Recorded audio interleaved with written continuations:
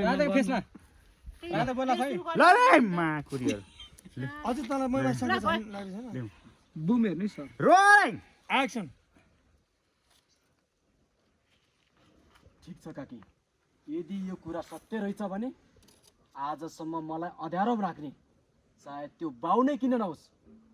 म त्यसलाई जिन्दगीमा कहिल्यै नभुल्ने सजाय दिन्छु किन नर न उसो तर भन्नु तर यो कुरा झुटो भएछ तर भने यो तिमीलाई कुरा यति झुटो रहेछ छोड्नु भने बोल्नु कि म तिमीलाई यत्तिकै छु अनि यहाँबाट जाने हो मसँग लाग्छ भन्नुपर्छ त ल म त्यसको अझै तँलाई मैमाथि शङ्का लागिरहेको छ ल लि रोडी शङ्का पनि किन नगर्नु आफ्नै घर जाँले कोखर जन्म दिने आमाले आफ्नै दाइले आमासँग भाउ भन्ने भट्ट नाम दिनु न के भन्छ ल रे ल लिउँ लिउ उतारमा दिसेर भनेको ल रोलिङ एक्सन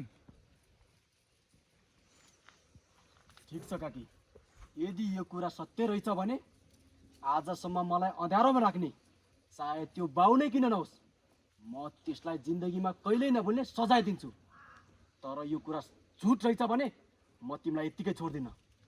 अझ तँलाई मैमाथि शङ्का लागिरहेको छ होइन हुन त शङ्का पनि किन नगर्नु आफ्नै घरका जानले आफ्नै आमा आफ्नै एउटै कोखबाट जन्मेको दाजु अनि आमा समान कि भाउजू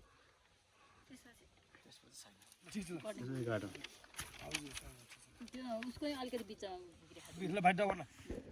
तर यो कुरा झुटो भन्नु रेडी है रोल डप डब एक्सन तर यो कुरा झुट रहेछ भने म तिमीलाई यत्तिकै छोड्दिनँ ओके जिमको जरा जिम आएन त जिमु जिमु अचार मिठो हुन्छ नि त त्यो त यो जरा भने कि यो जरा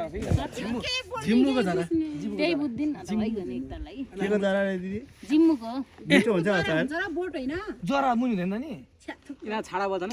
सब छाडा बोल्यो यो बन्द जसले त्यसो भन्छ नि यो चाहिँ अफलाइनमा बोल्ने नि